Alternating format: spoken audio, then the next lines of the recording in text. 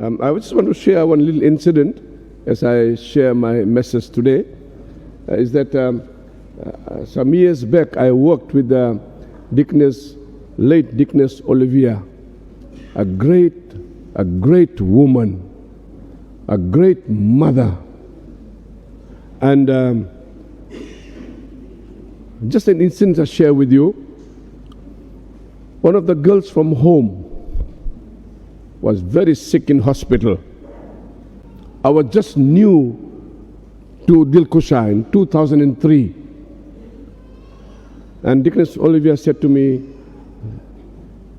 Taltala, one of my girls in hospital, please, can you go and visit her? She's there for last 2 weeks in Children's Ward. This girl was small. Her parents left her. They went their way and left this child. And I shared God's message, and I led her to Jesus Christ. I asked her, are you very sick? I knew that she was sick. Are you very sick, Lewa? And she said to me, yes, Taltala, I am very sick. You know I can die? I said, oh, I'm scared. I was telling her, I'm scared. Have you received Jesus in your heart? Yeah, I want somebody to help me, but nobody's helping me. So I was on my knees, and she was so sick, and we prayed the sinner's prayer. I gave her Holy Communion, and I shared a message from Isaiah 49. Can a mother forget a sucking child and not have compassion on a son? But I will not forget you. And I was telling her, Jesus will not forget you. He is with you. Don't worry. I sang my favorite hymn, and she sang with me. But what she said to me really, shook me, shook the foundation of my faith. She said like this, thank you, Reverend Reuben, for bringing Jesus to me. Wow. Thank you, Reverend Reuben, for bringing Jesus to me. A young girl, she must have been 13 or 14 years of age, and she had that, deep, the voice coming from a deep inside her, saying, thank you, Reverend Reuben, for bringing Jesus to me. That night, she died. And Dilkusha Circuit, under the leadership of Tuirara Matariti Sarasau, now he's in America. I hope he's listening to us. Under his leadership, he said to me, when I shared my meeting with her, she said to me, Taltala, we are going to bury her like a queen. Like a queen. So from that discussion, I tried to prepare my message for today, where it says, when Jesus touches you, you are no longer the same person again. Please don't ignore me. Listen carefully. If you are going through troubles in your life, I know, as I said there, I can see some of you going through a lot of problems.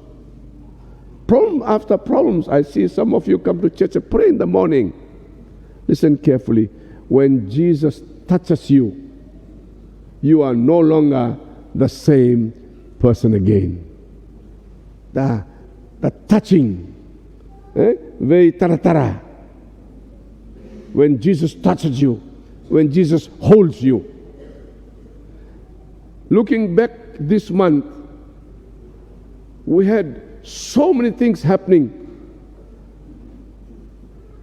We have gone through Lent season, fasting and praying. We have gone, we have heard that after the Lent season, how Christ was crucified. He was laid in the tomb, but God raised him to life. after 3 days. He stayed with his disciples and those who believed in him for 40 days. And before he ascended, Jesus told them to wait. To wait. And 3 things he told them. We heard in our reading today. 3 things he told them. Wait. And secondly, he said, as John baptized with the water, I will baptize you. You will be baptized with the Holy Spirit. And the third thing he told them was, he did not say, go and witness. He said, you will be my witness in Jerusalem, in Judah, and in Samaria. We are told after Jesus left them, a new lease of life was given to them when Jesus rose from the dead. Before that, he stayed with them for 3 years, performing all the miracles and teaching and preaching and delivering out demons. And they're so accustomed, they're so cling to him that they want to be part of him. But he was crucified, but then rose again. And they enjoyed that 40 days of fellowship with him, all those who believed in him. But then we are told that before he was taken up, they're told to wait. And they waited for 10 days. 10 days must have been 10 years. They gathered in one place and waited. And I'm sure when they waited, they prayed. They did not make a lot of noise because they were afraid.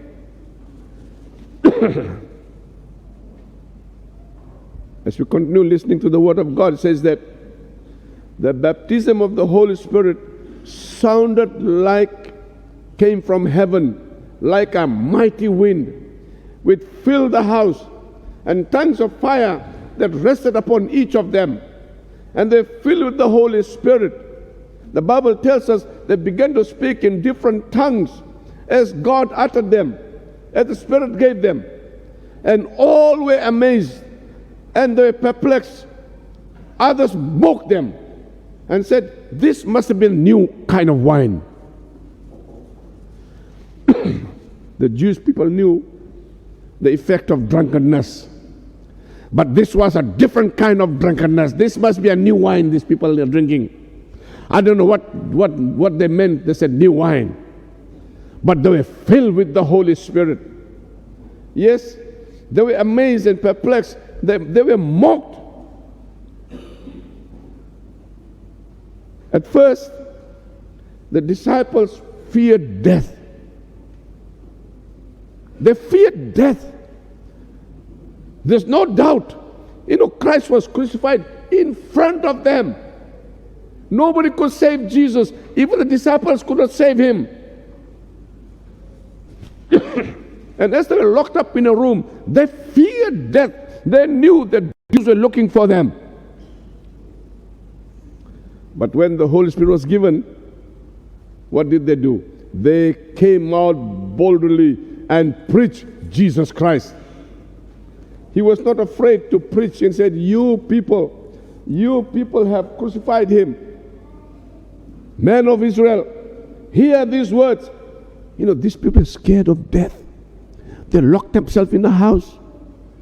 They knew that death was coming. They're waiting for death to come. But now came out of the house. He said, hear these words. Jesus of Nazareth, you delivered him to be crucified, but God raised him up. Excuse me. They dared not to speak like that. They were not inviting death. They were not inviting death. They were trying to provoke the Jews and the Gentiles, the Roman authorities. You have crucified him, but God raised him up.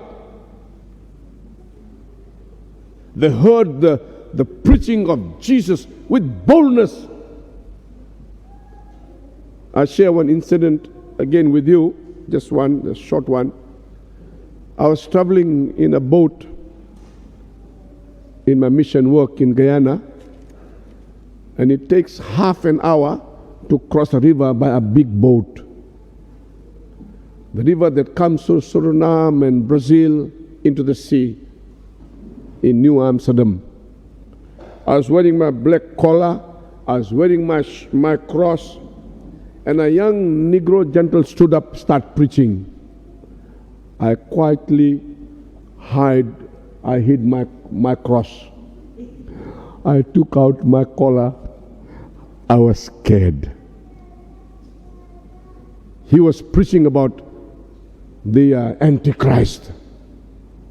One of the young churches, and next to me was sitting one nun, one Catholic nun, and a Catholic priest. I said to them, bro, we need to find a place to run away. If not, they might throw us in the river. They're accusing us as Antichrist. I was crippled. I could not defend myself. I could not stand and defend myself on that day, that night. But I tell you, when I returned home, whole night I opened the book of Revelation. I read from this side and that side. I had 4 churches, and I began to take the Bible study to all the 4 churches, Monday, Tuesday, Wednesday, Thursday, and Friday, taking the Bible study on Revelation so that nobody can be misled what will take place. And here, the disciples were not afraid. They're not scared. They're next in the line to be crucified, to be killed, to be butchered.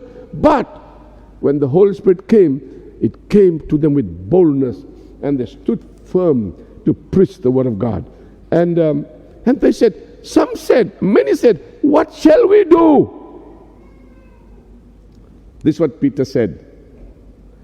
Death is waiting for them, but they said, repent and be baptized, every one of you, in the name of Jesus Christ, for forgiveness of your sins, and you will receive the gift of the Holy Spirit. When Peter preached the gospel, they're able to understand that God sent His Son Jesus, and this Jesus died for us, and through His death, by believing that we can receive everlasting life.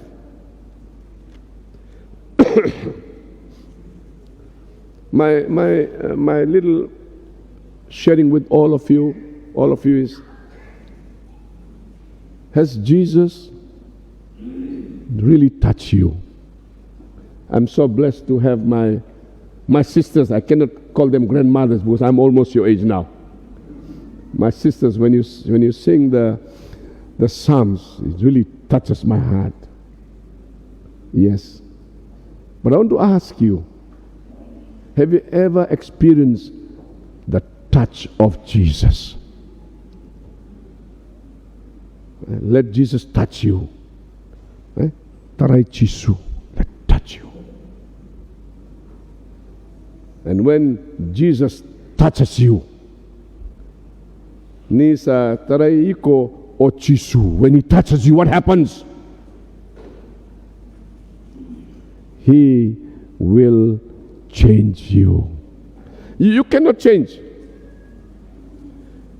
If you are drinking plenty liquor, alcoholic, you can't change. You can't change yourself. I did not want to use the word grog, because I know we don't like to drink grog. But if you are alcoholic, and I tried, but I can't. But let Jesus touch you. What will happen? When He touches you, He will change you. You can't change yourself. The disciples were in fear of death. They locked themselves in a room. But then when they received the Holy Spirit, they began to speak in tongues. They opened the doors and they came out. He will change you. And a way Visautaki iko okoya. He'll change you. No doubt. The disciples' life changed. The disciples' life changed. How about you? Pakataba iko. My life changed. I became from Babu to Reverend Dr. Anil Reuben. When Jesus touches you, He'll change you. He loves you, and He has a great plans for you. I did not know even before I was born. He put His eyes on me. He says, "You are mine." Unfortunately, if I was a bright student growing up, you would have never seen me in church. Am I right? No. So He made me like that cuckoo, Made me cuckoo. And I want to tell you something. When you are full here, when you are filled up here, then Jesus cannot fill in you. I always used to hear with Professor Epineri. He'll tell the students in Bultaltala when the first day, you put your degrees and all the things, your money and everything outside. You come only with your wife and children. Come empty so He can fill you. So today I invite you. I invite you today. Why don't you empty yourself and let Jesus fill you?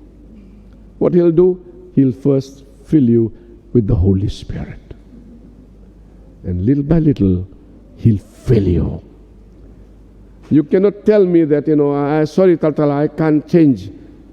Yeah, you can't change, but He will change you. It's a great joy, to be a Christian. I tell you, I've been traveling as a Vakatawa and into the church from 1975. I was only 17 years of age when I left my home with some clothes in a plastic bag. I didn't come from a rich family. 2 pair of clothes, a comb, castor oil for my hair, little coconut oil my mother gave me for my legs. I was more dark because I came from Nandi. The sun so strong. I looked ugly. Nobody wanted to be my friend. But I tell you, it was Jesus who held my hand and took me around. I still remember, late Reverend Lesiasa Ratambada's families are here. I walked up the street of Vulitatala, rough and rugged, walking up. And he was doing something in his farm. I recognized him because he was the one who interviewed us here. Asked so many questions to me here. I recognized him. I came in December to ask him, "Sir, when do you want me to come in and what to bring?" But when he saw me, he called me. I won't tell you what he called me, but he called me. He is smiling from there. I'm his student. Talta Ipineri is his student. Taltalangasa Suva is his student. Great man of God. He was like me, Babu, coming from Didia. He was like me. And he told me, he did not tell me, bring your clothes. Bring a good knife. And bring a good mosquito net. He didn't tell him, bring your clothes, bring books, bring nothing. The rest we'll give you. And when I came, the very first day, I think Taltala Epineri will recall, just next to the house, the very first day we went there, I was cutting grass, big grass. Then I remember, that's why he told me to bring the knife. And that night, the big mosquitoes in the Velevu. Very big mosquitoes. And after we eat, we go inside our mosquito net and that's why we try to study. I said, thank you, Lord. No, that's why he told me to bring mosquito net. But what I want to say to you today is that when God touches you, He walks with you. He walks with you.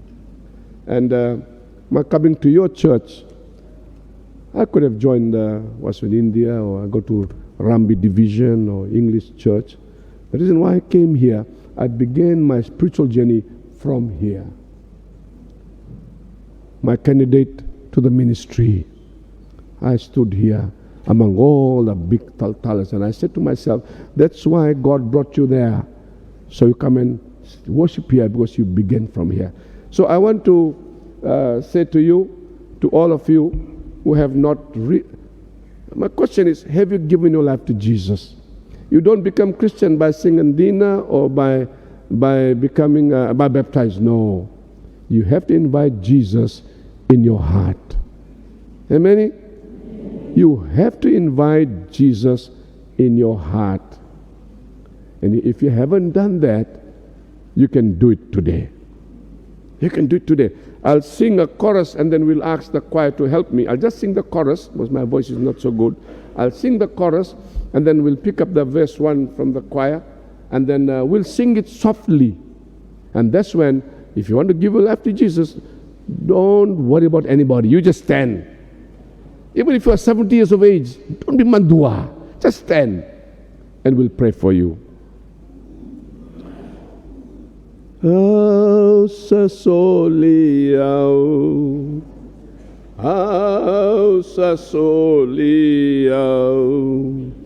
ki vekemu ni turanga, au sasoliau. We're singing verse 1 with the choir, and if you want to give your life to Jesus, please stand.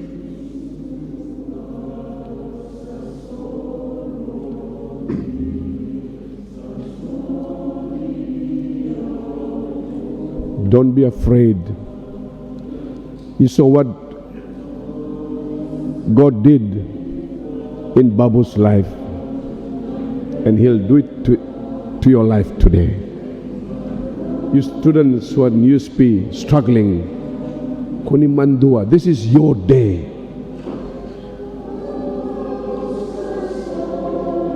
I give to you all, my Lord. Give to all.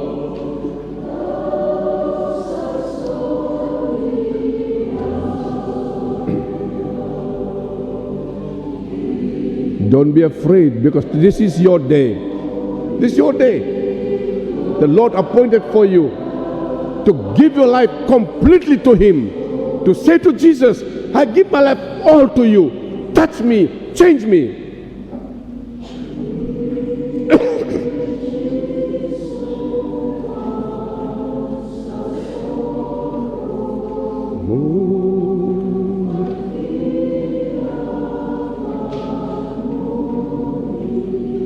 Yes, Lord. Thank you for my children. Thank you for my sisters and brothers who stood up to say, yes, Lord. I may have failed. I want to give my life to you. Everybody.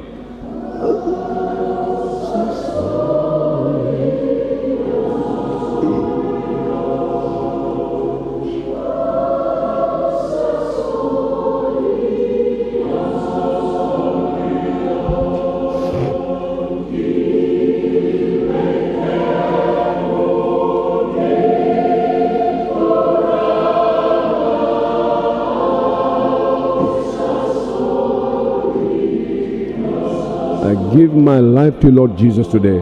Amen.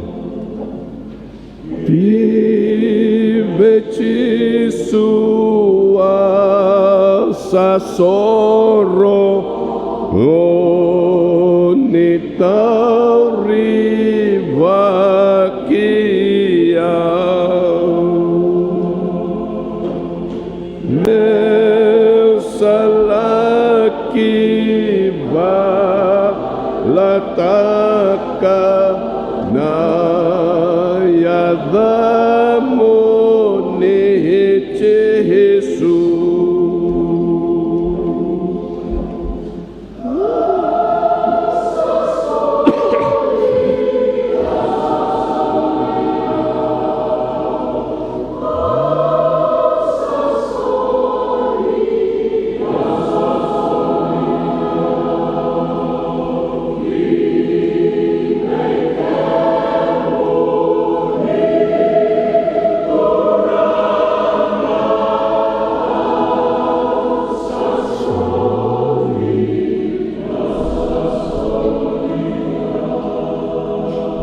Yes, Lord, we surrender our life completely to you today. I especially pray for those who are now listening from other parts of the world, from other places, here in Suva, in hospital, in prison, all who have heard this message and have a desire to renew their faith. Lord, I'm praying for them. And if you are standing, you pray after me. You pray after me. Lord Jesus, you pray after me. Lord Jesus, I thank you for my life. Come, Lord Jesus, touch me and change me. I completely surrender my life to you. Come, Lord Jesus, anoint me, forgive me, cleanse me, and fill me with the power of the Holy Spirit. Amen. And thank you, Lord Jesus, for all who have stood up. And I pray, Lord Jesus, as they experience your love in their life, they'll be able to stand up and share that great testimony they have. For we ask this in Jesus' precious name. Amen. Amen.